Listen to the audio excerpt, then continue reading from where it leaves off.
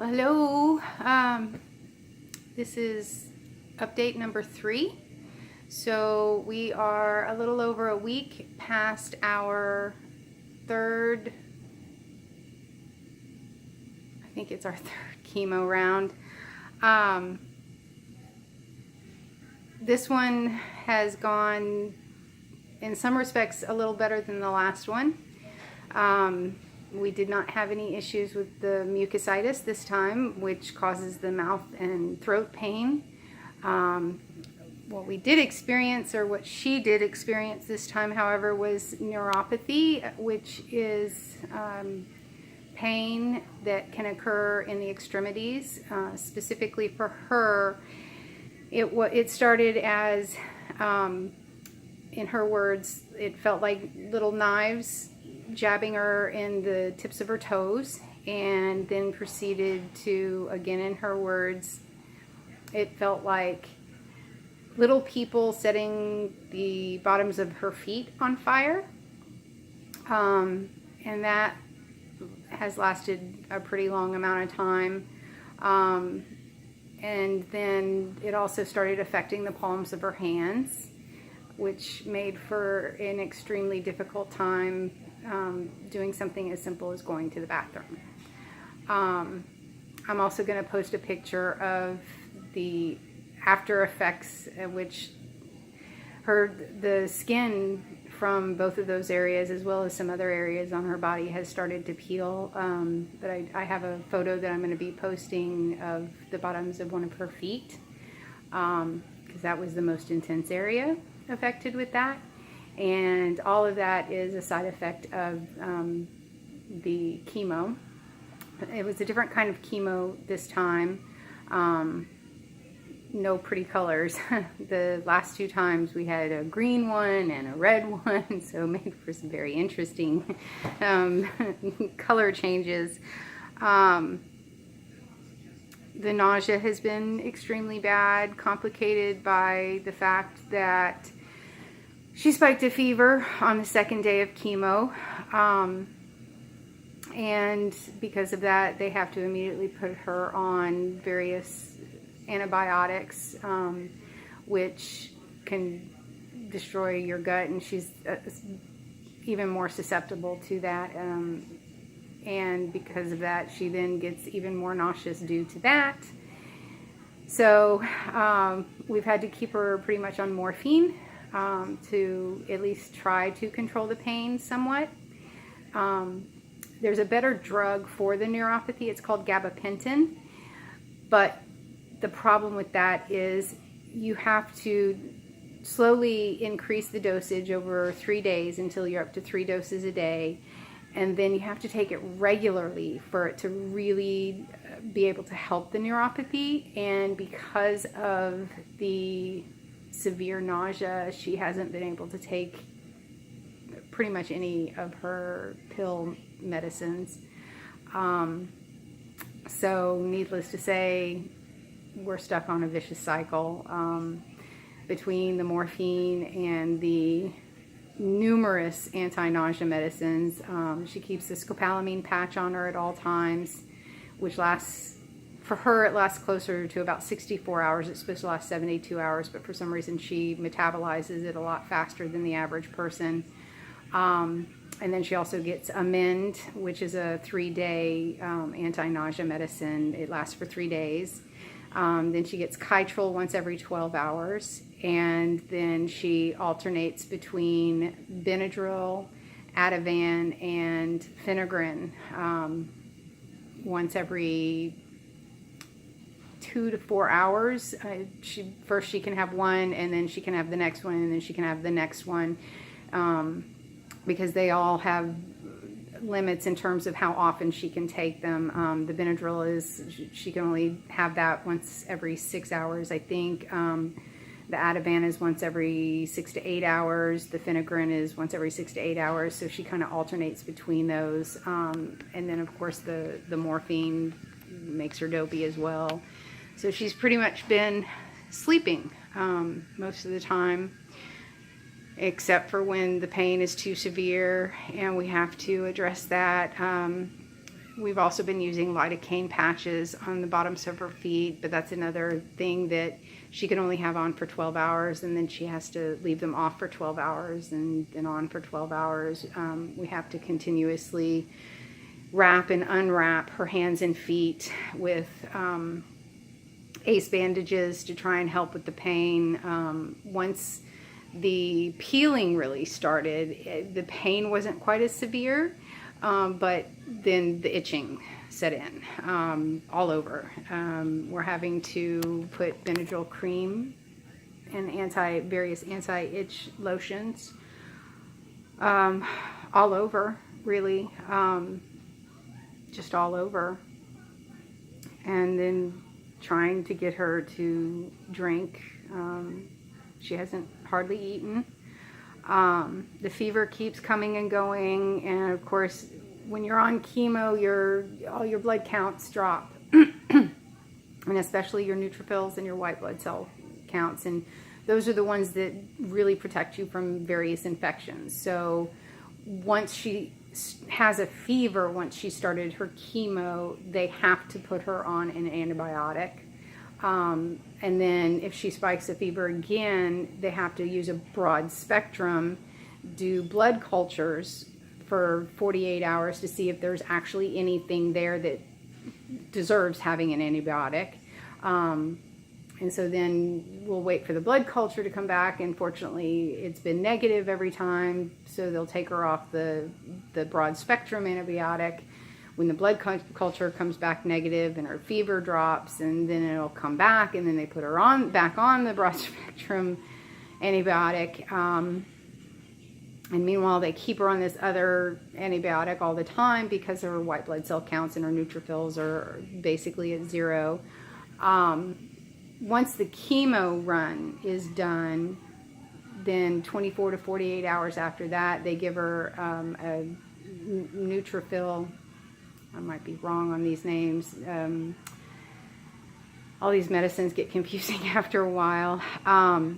But they give her a shot that is supposed to boost the white blood cells and boost the neutrophils in her blood that help her fight infections and bacteria and whatnot. But that takes 7 to 10 days to really start taking effect. Now, the schedule that is supposed to be happening is we're in for 6 days for chemo, and then we can go home for 12 days before we come back for another 6-day round of chemo. We tried that twice, and it never works out because within anywhere from 36 to 48 hours, she pops a fever. She has to come back as soon as she pops a fever. So this time around, well, the last time we were here for a return trip, I told them we can't do that. It's just too hard on her emotionally and mentally, going home feeling miserable, knowing that she's probably going to end up back here again. So I said the next time we come in, we're not going to leave the hospital until she feels like she's better and her blood cell, all her counts are at least close to normal. So the chemo was over with. We're on the 8th day of the neutrophil, so 8 days ago is when the last chemo was done. So we have been in the hospital now for over 14 days. Got to experience the lovely 2-week deep clean to the room. Oh, joyful, joyful. You got to pack everything up, and they come in and completely wipe down and sanitize the entire room, strip the bed, wipe it down, just the whole kit and caboodle. So that was exciting. We're still hopeful that we'll make it home, at least for a day or two before we have to be back. Not this coming Friday, but the following Friday. But we don't know at this point. The few times I've been able to leave for an hour to just run some basic errands have not turned out very well at all. Unfortunately, you know, the nurses can't be at her beck and call, so the problem we've run into is she needs help going to the bathroom because she can't walk very well because of her feet. But, you know, she buzzes for the nurse, and it takes them a long time to be able to come and help her. And that has led to some issues that are not really fair, all things considered. Not easy for her. So I'm just trying to stay here and sleep. She stays doped up and sleeping. Not good sleep, but sleep nonetheless. Fortunately, when she's sleeping, she doesn't have to experience the nausea, and she doesn't have to experience the pain. Sleep for me, not quite as well. Some nights I can catch 4, 5, 6 hours. Other nights I'm lucky if I get 2. To be quite honest, sometimes I'm just too nervous to go to sleep because I'm afraid I'll fall too deep asleep and I don't hear her, which has happened, and when she needs my help. And then that's extremely stressful for her. And so, yeah, it's hard. It's really, really hard. But so that's, yeah. But again, that's why I need your help, and that's why I've got this GoFundMe. I haven't checked the balance. I know I'm probably close to or around the my original goal, but it's looking more and more like this is going to be going on for a really extended amount of time.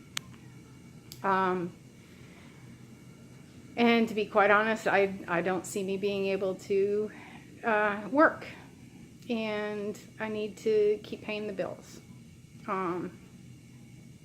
Even though we're not able to spend a lot of time at home, I'd like to keep my house. I do still need to have electricity. I do still need to have water. I mean, food. Hospital food sucks. Yeah.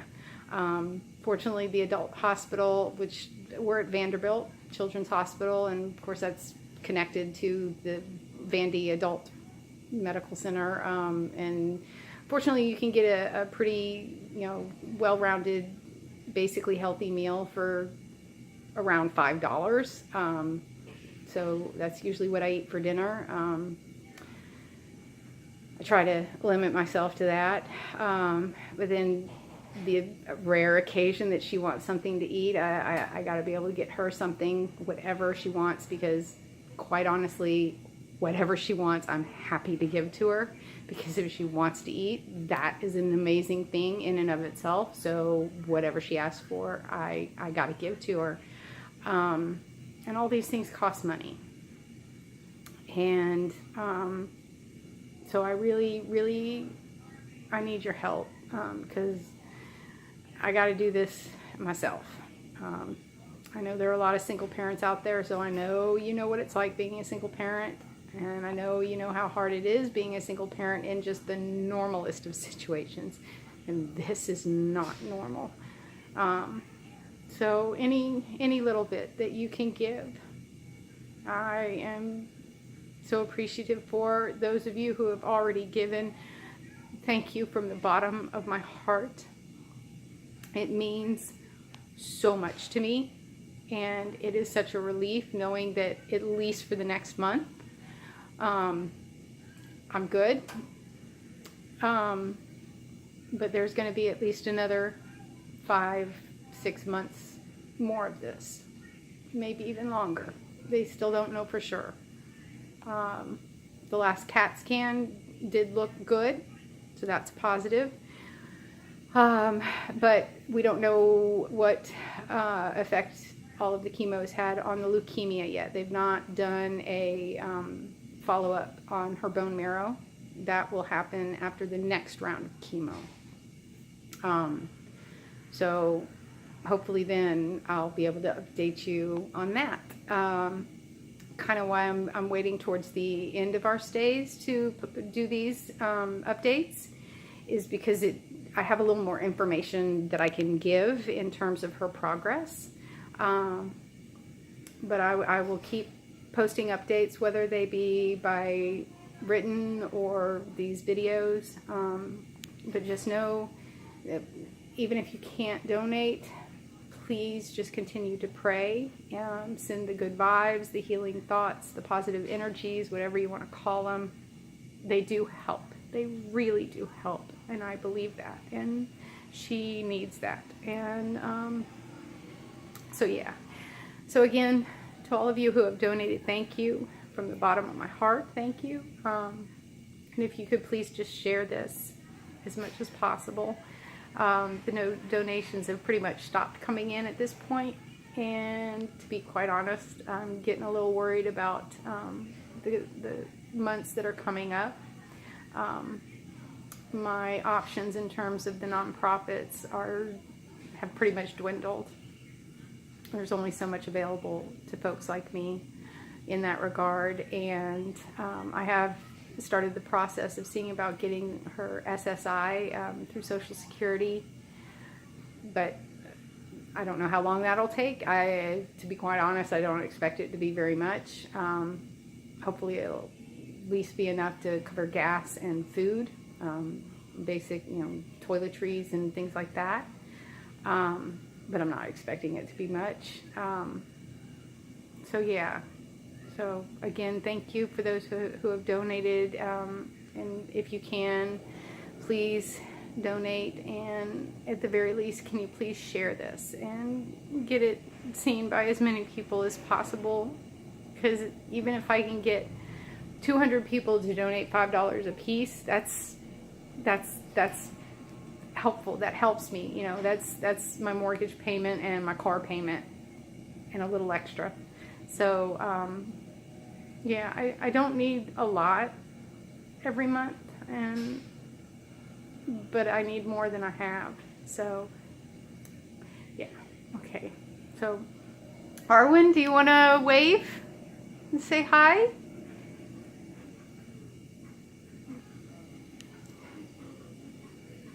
She's over there, all bundled up, all cozy. Oh, and she's had 3 transfusions, blood, and 4 servings of platelets to kind of help bring some of her levels back up. But they just keep bringing them. So we'll see how that goes. All right, well, again, thank you, and thanks.